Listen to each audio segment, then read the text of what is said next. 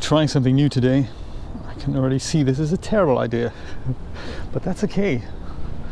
That's, you have to have terrible ideas and terrible executions too, so that you learn from them, and without the bad things, the good things wouldn't come out.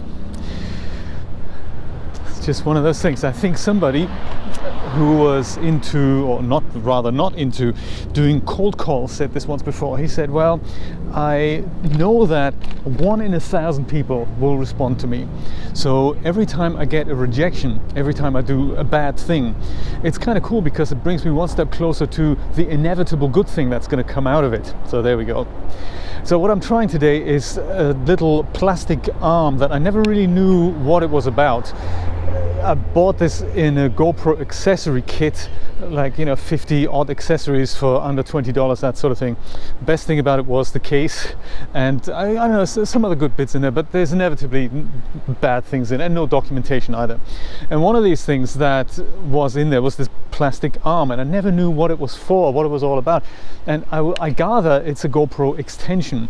If you needed to have the GoPro slightly further away, slightly higher, slightly lower, then you use that. And I was thinking, the light behind me, now that the light's not coming up as high in the sky during the winter months, that is always in camera when my GoPro is lower and it's pointing up at me. It's always inevitably behind me and shows the sun, and that's not good image quality wise. So I was thinking, what we really need is something that raises the camera up a bit and points more at me from the front, and that is what this thing does. In principle, a really nice idea. In practice, of course, this thing is less than stable, and there's a lot of camera wobble in here, so I don't know how my GoPro is going to cope with that. This is the GoPro 5, by the way, with regular image stabilization. I haven't got the GoPro 8 yet. I've ordered it.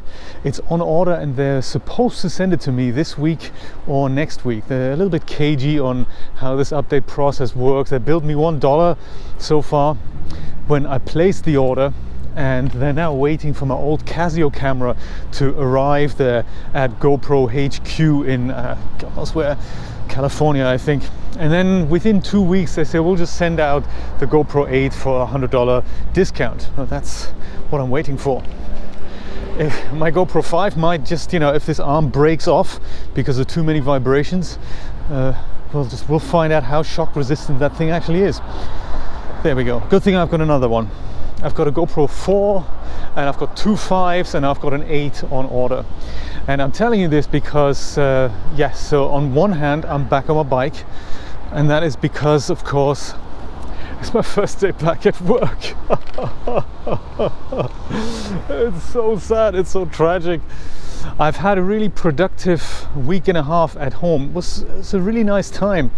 We didn't go anywhere, but we just had a lovely time chilling and being very creative. So what I had set out to do, what my plan was to get a start on this book during NaNoWriMo, which is still underway in November. And my idea was to make a start on this book that Julia and I had planned.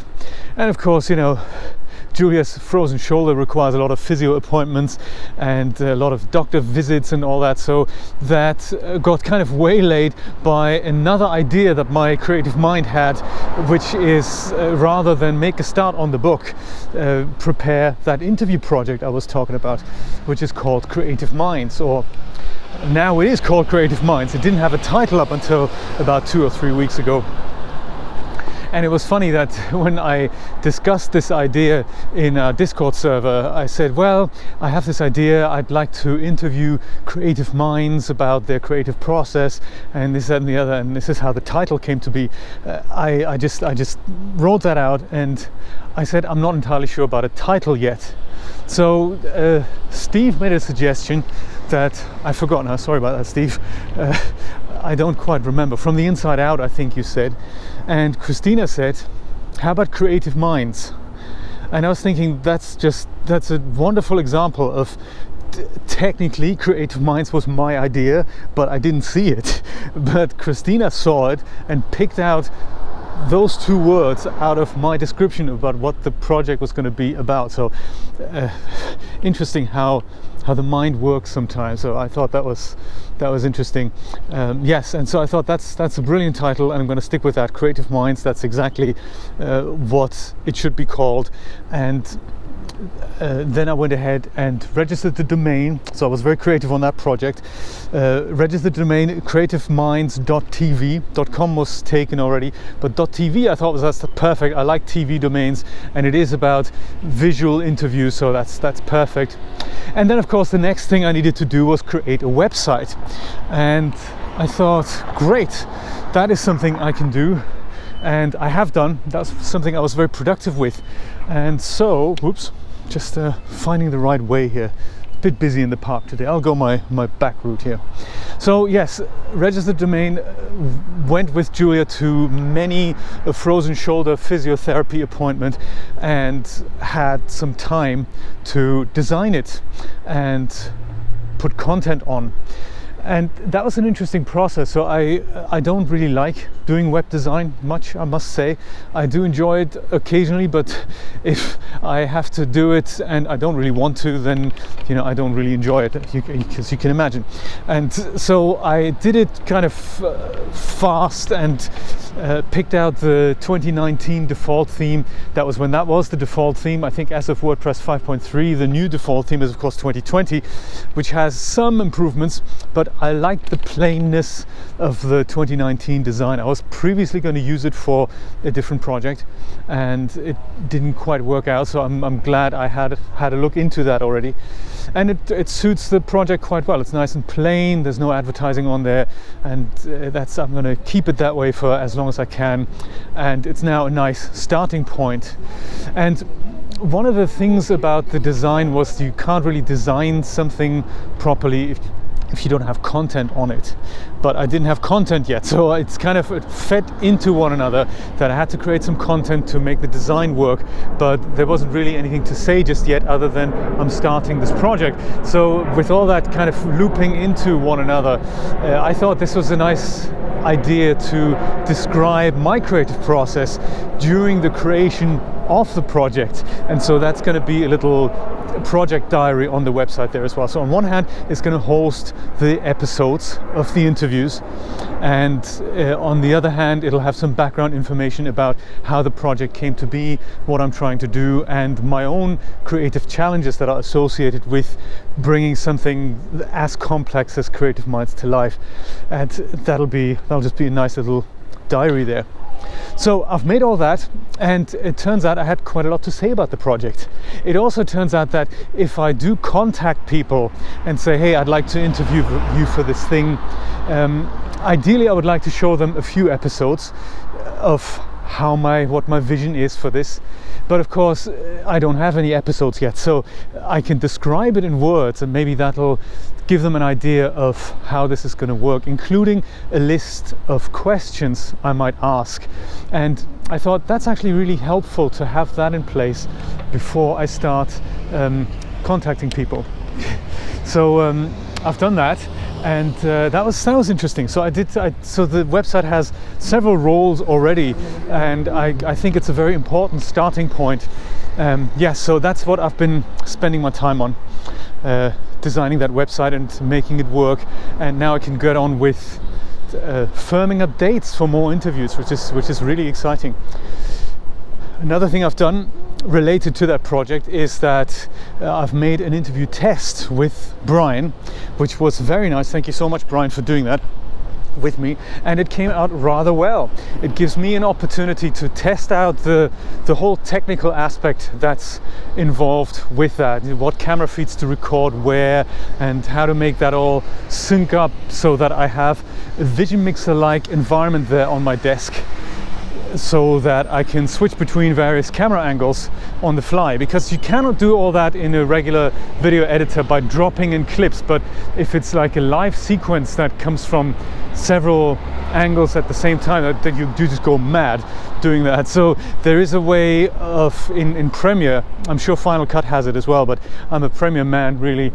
Premiere has this option that you can set up, you can synchronize several camera tracks and then just call up the multi-camera monitor, and then like in a television gallery you have all the feeds playing in parallel at the same time, and you can just use the number keys on your keyboard to switch to each camera. So it's like just like having a Grass Valley or Sony Vision Mixer in front of you, and all you need really is Vision Mixer experience to make this thing happen.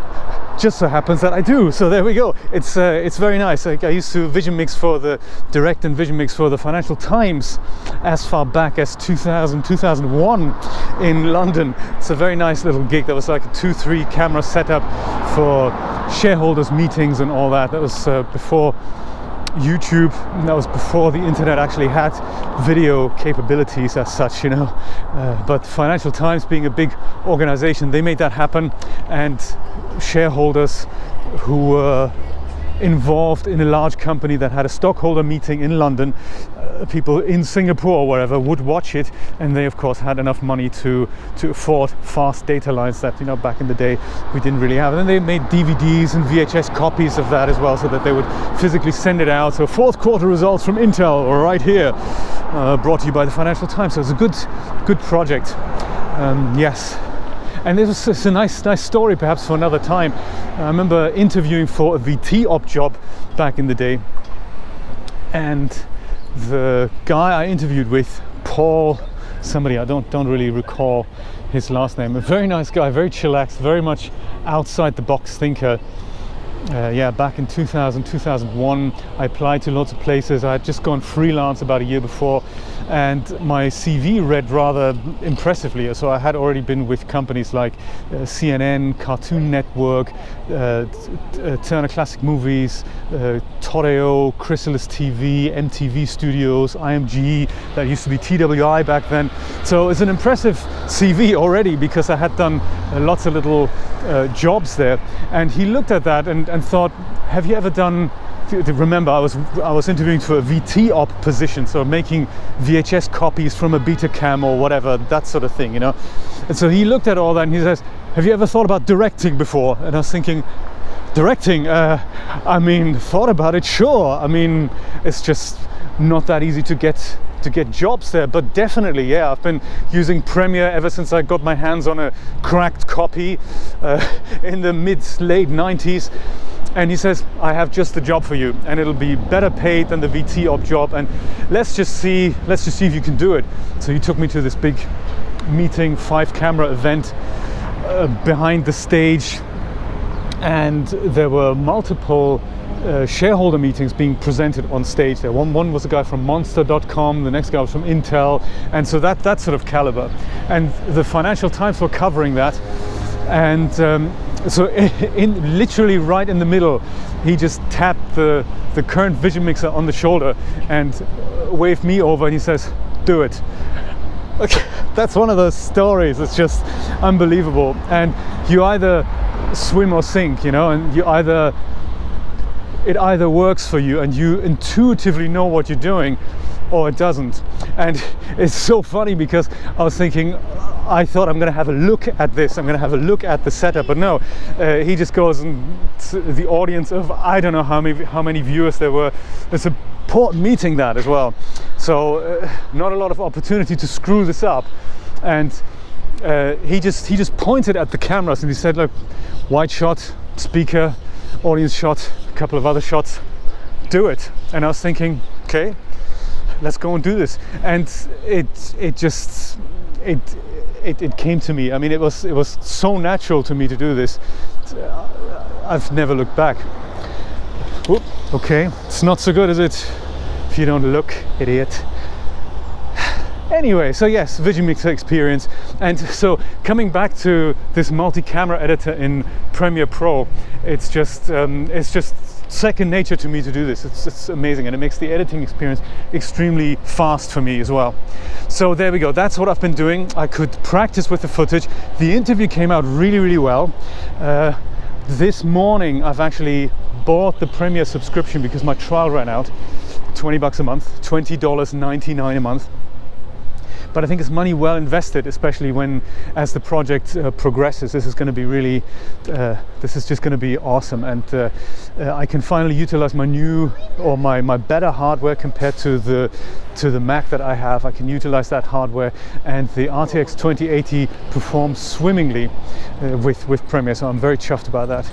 It's going to be an exciting time ahead, and with that said, let's see how this camera test came out, I guess. Thanks for watching, of course. I'll have a new update for you soon. I bid you adieu.